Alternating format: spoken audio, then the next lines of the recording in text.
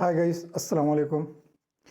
कल हमने आपको बताया था टेंस के बारे में कि सिंपल प्रेजेंट के बारे में। हम लोग प्रेजेंट टेंस में पढ़ रहे हैं, जो वर्तमान काल होता है, समय होता है। टेंस के बारे में मैं कल बताया, आज उसी के बारे में।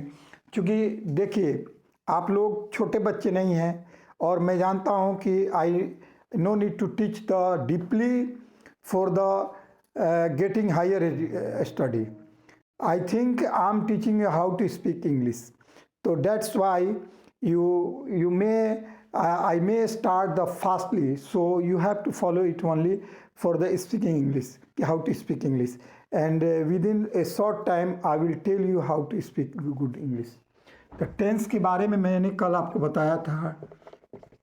टेंस सिंपल टेंस में जिस हिंदी वाक्य के अंत में ता है, ती है, ते है, ये लिखने की ज़रूरत नहीं। जैसे मैं बाज़ार जाता हूँ, I go to market, I go to market, market, मैं बाज़ार जाता हूँ।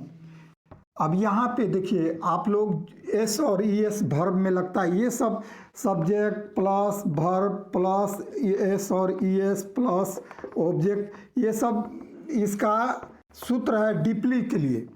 तो ये सब आपको जानने की जरूरत नहीं है। इतना जान लीजिएगा कि जिस के आपको क्रिया के वर्ब के गो होगा, ओ होगा, वहाँ पे ई एस लगेगा और बाकी जगह एस लगेगा। तो यहाँ पे आई गो टू मार्केट कह रहा है कि मैं बाजार जाता हूँ। आई गो टू मार्केट, मैं बाजार जाता हूँ। ता है। अब वह सिवान जाता है, ही गोज टू स्कूल, यहाँ एस और ई एस लगता है, यहाँ ई एस लगे, ही गोज टू सिवान, वह सिवान जाता है, वह सिवान जाता है। मैं किताब पढ़ता हूँ, I read book, I read a book, I read book भी कर सकते हैं, मैं किताब पढ़ता हूँ। वह खाता है, ही इट्स, ही इट्स, यहाँ एस लग गया तो इट्स, वह खाता है, वह खाता है, इट्स लग गया। तो आप लोग ये समझ लीजिए कि जहाँ पे ओ होगा वहाँ ई एस लगेगा, बाकी जगह एस लगेगा। लेकिन कहाँ, किसको, थर्ड पर्सन में। सेकेंड और फर्स्ट पर्सन में एस और ई एस नहीं लगता है। वो भी लगता है किसमें, आपको क्रिया में, वर्ब में। इसको वर्ब को क्या बोलते हैं, क्रिया को वर्ब बोलते हैं। तो ये क्रिया क्या है, जाने का काम कौन कर रहा है, गो माने जाना। आई इसको ऑब्जेक्ट बोलते हैं। जैसे ये ऑब्जेक्ट हो गया मार्केट। तो इसको आप लोग अब इसमें नेगेटिव में आइए। वो अब बाजार नहीं जाता है, क्या होगा, he doesn't go to market, वह बाजार नहीं जाता है, he doesn't go to market, वह बाजार, he doesn't go to market, वह बाजार नहीं जाता है, वह बाजार, he doesn't go to market. You may write it, आप इसे लिख सकते हैं कि वह बाजार नहीं जाता है, he does not go to market, does not बोलते हैं, he doesn't go to market, वह बाजार नहीं जाता है। मैं नहीं पढ़ता हूँ, मैं नहीं पढ़ता हूँ, I don't read, I don't read, I don't read Urdu, Hindi, कुछ भी लिख सकते हैं। आई डोंट रीड हिंदी, मैं हिंदी नहीं पढ़ता हूँ। वह नहीं खाता है, he doesn't eat, he doesn't eat, he doesn't eat, वह नहीं खाता है। इसलिए कि डू और डज लगाते हैं थर्ड पर्सन के साथ में, तो वह नहीं खाता है, ही डजंट ईट। मैं नहीं रोता हूँ, I don't weep, I don't weep, weep means होता है रोना, मैं नहीं रोता हूँ। इसी तरह आपको ये टेंस को छोटा छोटा आपको मैं समझा देता हूँ। इसको आप समझ लीजिए कि जहाँ पे ता ते ती है वहाँ पे आपको इस तरह का सेंटेंस बनाना हो। इसको रोज़मर्रा में कोशिश कीजिए कि आप नहीं जाते हैं, यू डोंट गो, वो नहीं आता है, ही डजंट कम। तो इस तरह का आप सेंटेंस बनाइए कि क्या वह खाता है, क्या वह खाता है। तो does he eat, does he it, क्या वह खाता है, क्या वह खाता है। क्या मैं रोता हूँ, डू आई वीप, क्या मैं रोता हूँ। क्या मैं आपको पीटता हूँ, do I beat you, beat you, क्या मैं आपको पीटता हूँ। अब इसी को नेगेटिव में करेंगे तो क्या वह नहीं खाता है, डज ही नॉट ईट, यहाँ पे ऐसा बना दीजिएगा, डज ही नॉट ईट, इसलिए कि ये टेंस जो है डीपली अगर पढ़ाया जाए तो बहुत टाइम लेता है। So I think to teach you in a short time.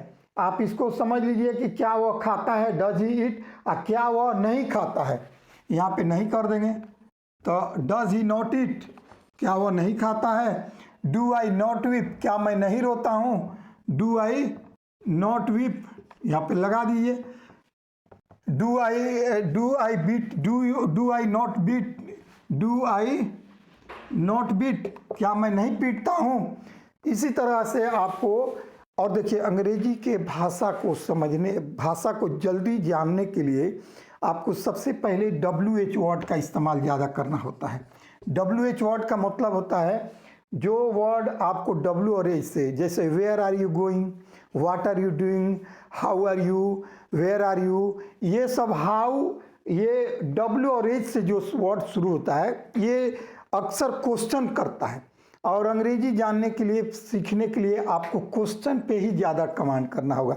जैसे आपको जा रहा है तो आप एक छोटी सी वर्ड की, हे दोस्त वेयर आर यू गोइंग, आप छोटा सा बोलिए, एकदम डू नॉट हिजिटेट, एकदम हिचकिचाइए मत, शर्माइए मत, डोंट असेम्ड, और डू नॉट हिजिटेट, न शर्माइए और ना हिचकिचाइए। ये आप कोई गलत काम नहीं कर रहे हैं, आप एक लैंग्वेज पे कमांड करना चाहते हैं, आप एक लैंग्वेज सीखना चाहते हैं। आज मुझे कमेंट्स आया, एक हमारे बहुत ही डायबिटीज़ के एक महान डॉक्टर हैं, डॉक्टर के एहतसाम साहब, उन्होंने भी कहा कि आफ्ताब भाई good work keep it up. एक हमारे तौसीफ इंजीनियर साहब हैं, उन्होंने फ़ोन करके कहा कि बहुत अच्छा काम करें, मुझे प्रोत्साहन मिला। मैं चाहता हूं कि अगर मेरे पास कुछ है और इससे किसी को बेनिफिट हो रहा है, किसी को कुछ मिल रहा है, तो I am pleasure my self, कि मुझे ये बहुत खुशी होगी कि मैंने आप कोशिश किया कुछ देने के लिए। तो आप WH वर्ड से अगर स्टार्ट कीजिए, कोई आदमी जा रहा है, a where are you going, कहाँ जा रहे हैं, why are you coming back, क्यों वापस आ रहे हैं, व्हाट आर यू डूइंग, क्या कर रहे हैं। तो जब WH वर्ड का ज़्यादा से ज़्यादा इस्तेमाल करेंगे आपको कुछ जाएगा नहीं, और अगला कहेगा कि अरे बाल गुड, वो भी कुछ बोलेगा। तो आपको बात से बात जब जोड़ना शुरू हो जाएगा तो आपको अपना हेजिटेशन भी दूर है। मैंने देखा कि बहुत लोग MA किए हुए इंग्लिश से, but whenever he try to speak he hesitate himself, वो हिचकिचाने लगते हैं, बिकॉज ही नोज कि how to write in copy in English, well English, he can write, but whenever you try to speak with him, he tells just I hesitate to speak because I am not addicted to speaking English.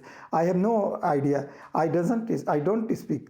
So this is the practice. I also even told you कि practice makes man perfect. अभ्यास ही आदमी को पूर्ण बनाता है। किसी चीज़ पे practice करना, उसको जानना, उस पर बार बार कमांड करते रहना, ये एक ही है। तो मैं आपको फिर टेंस के बारे में अगली बताऊंगा। मैं ज़्यादातर आपको बताया था कि फ्रेज पे आपको ज़्यादा कमांड करूंगा। तो एक फ्रेज है कि कम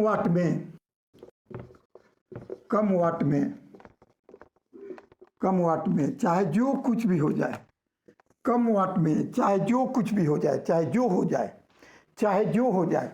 कम वाट में का मतलब होता है चाहे जो हो जाए।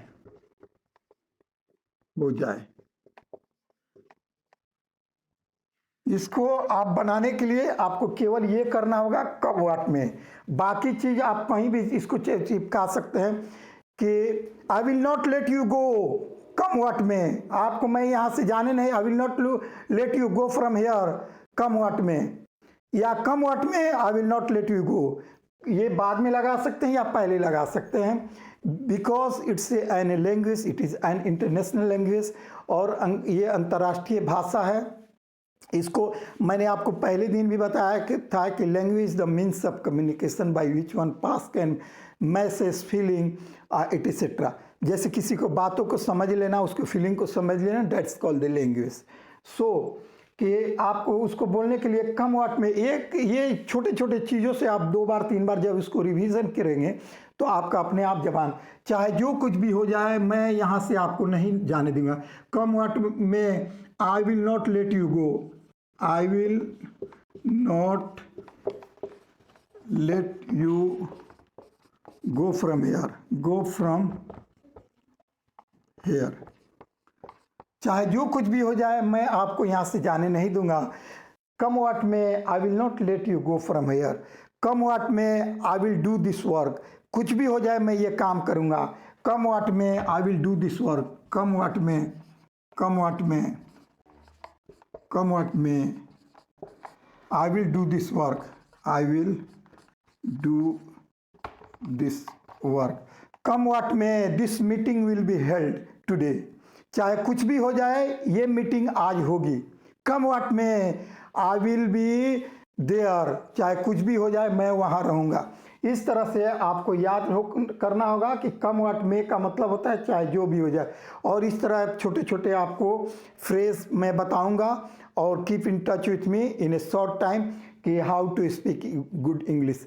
And thanks for today.